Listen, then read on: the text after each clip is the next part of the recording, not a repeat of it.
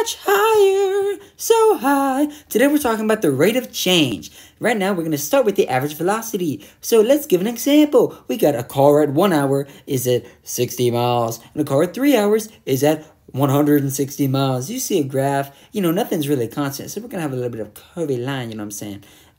So 1 to 3 hours, you got a beautiful motherfucking curve right there. God damn it. I said he's so beautiful. See right there, motherfucker, I changed that 60 from 1 to a 40 because it'll be easier to divide. So we're going to find the rate of change from 1 hour to 3 hours. So that's just going to be 60 minus 40 over 3 minus 1, which is 120 over 2. The average rate of change is 60 miles an hour from 1 hour to 3 hours. And that's that beautiful line. That beautiful line is 60 miles an hour change. 60 miles an hour per hour. And that's the average change in velocity. That's the average rate of change from those motherfucking two lines. And what a line like that is called is a secant. A line that intersects at two different points, at least in that point of focus right there. That's all that really matters. Is the secant is the line that intersects at 2 points, and it represents the average rate of change from two given points. And that's all well and good. We got that average rate of change. But what if, for example, we did another one, right? You got that 5t minus 5, right? You want to find the average rate of change from t is equal to 2 to t is equal to 5. You just plug in the motherfucking points. The graph is going to look a little bit something like this. It's going to be a little curvy, you know what I'm saying? So like say 2's at the bottom right there, because it would be. And then 5 is up top right there. And you get that beautiful red line right there. It's going to cross it. Not quite yet. We're going to do some algebra first. So if it's 2, it'll be 10 minus 5, which is square root of 5. If it's 2, if it's 5, it's 25 minus 5. Square root of 20 is actually equal to 2 times the square root of 5. So 2 times the square root of 5 minus 5 is just going to be square root of 5. Square root of 5 over 3, actually. So square root of 5 over 3 is that slope, and it looks a little bit something like that. So you know what the average rate of change is, and I'm sure you're going to be asked the average rate of change. And it's just the average amount. It's the slope between two different points. You know about this. This is some easy algebraic math, But we about to get into something a little bit crazier, a little bit stupider. What if you don't just want to find the average rate of goddamn change? What if you want to find something else? Like, what if I have a line like this? You want to find the instantaneous rate of change, the instantaneous velocity, which is the slope, a tangent line going from a given point at a given point. So, like, if you got a line that looks like this motherfucker, this curvy-ass motherfucker right there, and you want to find a point right there, and what's the slope coming off of that? The slope coming off of that is called the tangent line. The slope at a given point, the instantaneous velocity. It's all the same thing. Instantaneous velocity and tangent are the goddamn motherfucking same thing. And if you want to find that, it's going to be pretty hard, because curves are pretty hard, which is kind of funny because they're curves. But say you want to find that motherfucking shit, right?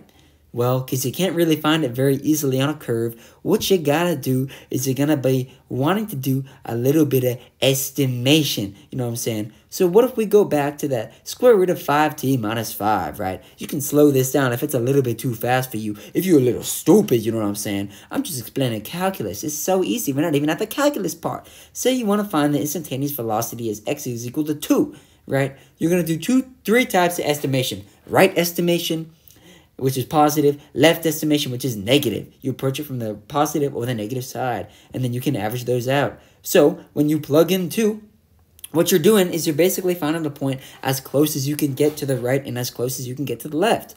So if it's x is equal to 2, it's going to be 2,001, right? That's super close. And you're going to plug this into a little bit of a formula. So 2,001 of f of 2 over 2,001 minus 2. And you're going to do the exact same thing for the left side, but the opposite. So you're going to do f of 2 minus f of 1.999 over 2 minus 1.999. And the answer for both of these is going to be 1.118, which is not that common, but, it's just an example problem. So what you're really doing with this formula is you're getting as close as you can to find the average rate. And that's not really the average rate, though. That's the issue. So what we want to do is we want to find something even better than just an estimation. I'm really short on time, but I'm really trying to get this as fast as I motherfucking can. What we're really doing today is we're finding from the secant to the tangent line, right? So we're just trying to find an estimation from the instantaneous velocity of a given object, like the secant. We're going from the average velocity between two things to the instantaneous of one, right? And we're getting exact. So the formula for that, usually for a tangent line, is y minus 2, or y2 minus y1 over x2 minus x1. Or you could write that as f of b minus f of a over b minus a. And right, that's an easy way, but you're not very exact. If your b is far away, you're not going to be very exact. So the next closest thing, you're trying to get as close as possible. You know what as close as possible means? It means it's not really the answer. It's a fucking limit. We're back on the calculus bullshit. So b is really something as close as possible. Goddamn, I can't fucking speak. So really what it is x approaches a. As b approaches a, that is what you call h. H is a new variable, which is as x approaches a, and it's how you find instantaneous velocity, also known as something awesome that you'll find out later, the tangent. It's called the instantaneous velocity, and what you're basically doing is you're moving b from like far away, which is how we started with the average velocity, to something really close and estimating the instantaneous velocity. And you're trying to find closer and closer and closer. And this value of a plus x is equal to what your b is going to be, and that is basically what h is. So your h is just b, but really, really, really, really close. So that h is the distance from a to b. So as the distance from a to b approaches 0, that's basically going to be your instantaneous velocity at the given time. So the distance, as the difference in a and b, as that approaches 0, you get h, which for the limit as h approaches 0, so as you get really, really close, is the instantaneous rate of change, the velocity, which can also be written as f of a plus h, so that's that distance, minus f of a over h, right? So f of a plus h minus a is just h. So what it's going to be, f of a plus h minus f of a is equal over h, and that's your equation. Right, bitch? Let's give you an example of this motherfucking beautiful equation. So let's say f of x is equal to x squared plus 3x plus 1. Find the tangential slope, the tangent at x is equal to 2. And that's going to be pretty easy. You find that equation, limit as h approaches 0. So what you're going to do is plug in 2 plus h squared plus 3 times 2 plus h minus or plus 1. So it's pretty easy. You just plug it in, and then you subtract that from f of 2, right? And so once you write it out in that goddamn motherfucking long thing, you get h squared plus 4h plus 4 plus 6 plus 3h plus 1 minus 4 minus 6 minus 1. You get h squared. You get h squared plus 7h plus goddamn 11 minus 11. You know what I'm saying? Because that 11 is 6 plus 4 plus 1. I just didn't write it out. So that's h squared plus 7h over h. And guess what? Because you are approaching 0, you just plug in that goddamn motherfucking 0. 7 plus 0 is equal to 7. So you have y minus 11. You get that 11 from that 4 plus 6.1, which I did not motherfucking write. Y minus y1 is equal to m x minus x1. So you plug in that y1, which is equal to 11. So what you are gonna get is y minus goddamn 11 is equal to m, which is equal to 7. So y minus goddamn 11 is equal to 7 minus x minus x1. And that x1 is exactly what we find in, which is 2. So y minus 11 is equal to 7 times x minus 2. Alright, you dirty motherfucker. Here's the next fucking problem. X squared minus 2x. I wrote it as a 5, but it's supposed to be a 2 plus 5 when x is equal to 3. You're going to plug that motherfucker into the equation just as I've been teaching you. So you got that f limit as h approaches 0, a plus h minus f of a over h. That a is going to be 3. So f of 3 will be 3 plus h squared minus 3 plus h plus 5.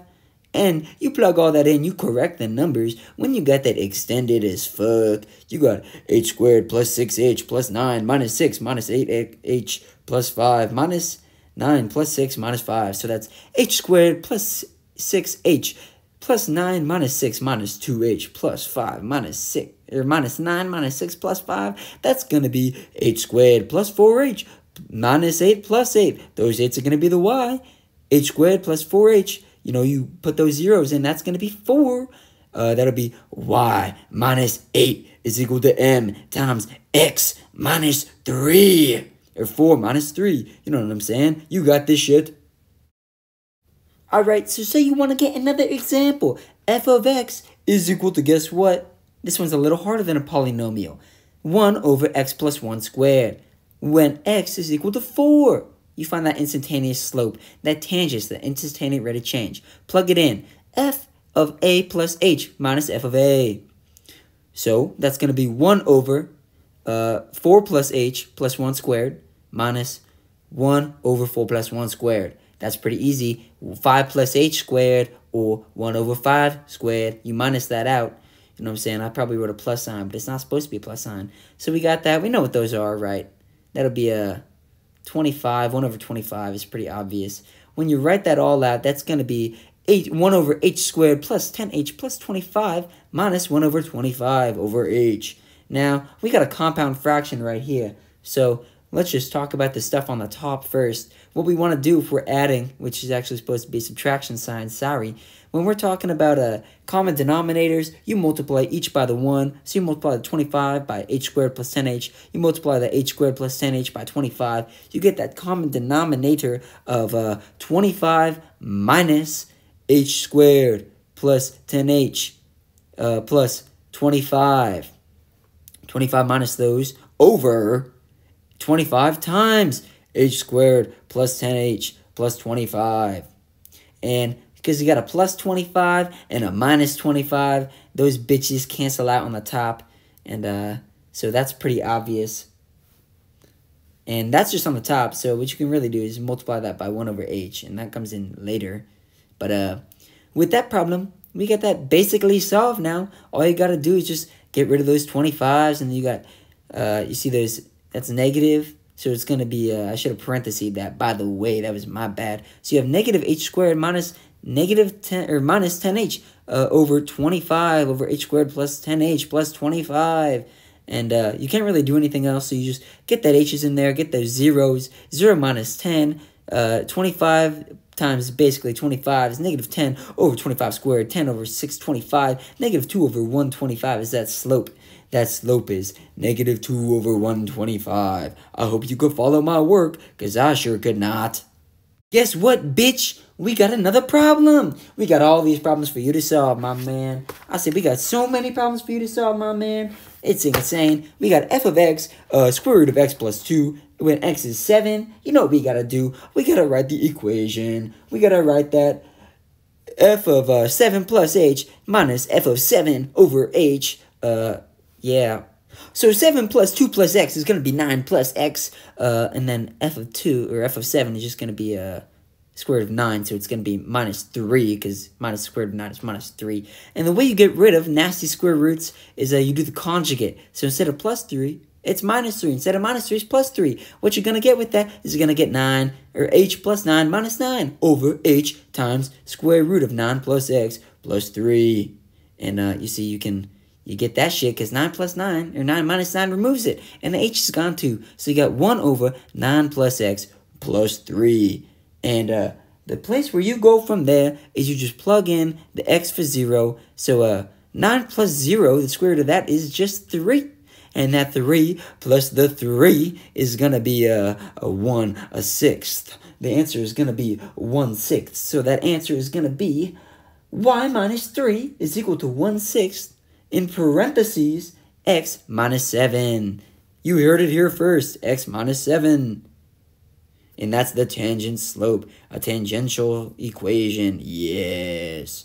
So what you see with those motherfucking tangential slopes, it's also a new thing, you know what I'm saying? We just learned this kind of, but we kind of knew this from physics class. The tangent at a given slope is actually called the derivative. The derivative is what we basically worked on all day today. Also could be written as f prime of x, or f of d of x over f of x or something. I wrote it wrong, but it doesn't really matter. You get the goddamn idea. It could also be written as lemma as h over 0, or h20 plus f of a plus h minus f of a over x. We know what this is. This is what we've been doing the entire time. The derivative is the given tangential slope of a point in time on a certain curve. And it's the same thing as the tangent slope and the point of instant velocity. It's right there before your eyes. Right, so for example, here's another example problem. We got f of x is equal to x to the third. And we're going to do the derivative of x to the x of x is equal to 2, you know what I'm saying? Plug that into that formula that a plus h squared, or a plus h minus a, right? F of a. And you multiply that all out, it's equal to h to the third plus 2h squared plus 4h squared plus 8h plus 4h plus 8 minus 8 all over h. That 2 to the x, 2 plus x to the third should be 2 plus h, by the way. When you get all the things that cancel out, all the like terms, you get h to the third plus 6h squared minus 12h over h. Get rid of that h because you're dividing that out. You get h squared plus 6h plus 12. And because we're approaching 0, we got h squared, which is equal to 0 plus 12. The answer to that is y minus h is equal to 12, x minus 2. See, that's so easy for it. We got it. Alright, so we got another example of a derivative problem. We got f of a for all values of f of x. And what that means is we're going to find a general equation for this big equation. And we're going to do this example problem on x squared plus 5x minus 1. So we're going to find the derivative for basically every number for you to plug it in. So you plug that equation in, 8x plus h, you know what I'm saying, a plus h. That'll be x plus 2 squared plus 5x plus h minus x squared minus 5x plus 1. And that's so easy. You plug that f of x in, it's all over h.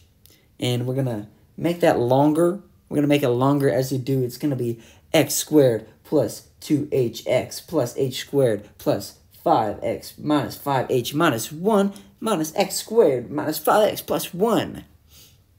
And you see that there's a lot of things without h's. So we're going to get rid of all of those because they all cancel out with each other. You see x squared and x squared, 5x and 5x, 1 and 1. And what you got right there is 2xh plus h squared plus 5h all over h. See, we're going to see that right here. And because we have h's, we can cancel all those out. We got 2x plus 0, or plus h plus 5. Because we're approaching 0, we can plug that in. 2x plus 0 plus 5 is just equal to 2x plus 5. That solution, that derivative of all values of x, is just 2x plus 5, no matter what it is. You know? We're going to make a really quick summary for you real quick, you know how it is. So, the summary is, you see a line like that, you see those 2 points, that slope between them, that secant is the secant, that's the average rate of change between those 2 points, right? That is so simple. But what if you want to find the instantaneous rate of change? You want to find the tangent line. You want to find the instantaneous rate of change. And what that means is the slope of a given point at a certain time, at a given time. The tangent slope, you can estimate it with points right beside it, like 1.001 or 0.99 if that's at 1. But a better way to do it, the better way to find the instantaneous rate of change in a fast manner, you find the derivative, basically. You find its limit as h approaches 0, and that h is equal to f of x plus h minus f of a over h. You know what I'm saying? You plug that formula in for whatever you need, a plus h, a f of a over h. And that formula, you know what that formula is? That formula is so big, it's so beautiful. We can use it for so many different problems to find the instantaneous rate of change. It's called the derivative. You can write it as f prime of x. You can write it as f of fx over dx with a bar plus a. We're going to make it big. We're going to squash those numbers because they don't mean shit. All that really matters that we talked about today is the derivative, which is as limit of x approaches 0 in parentheses f of a plus h minus f of a over h. And you find the instantaneous rate of change of basically any single formula for any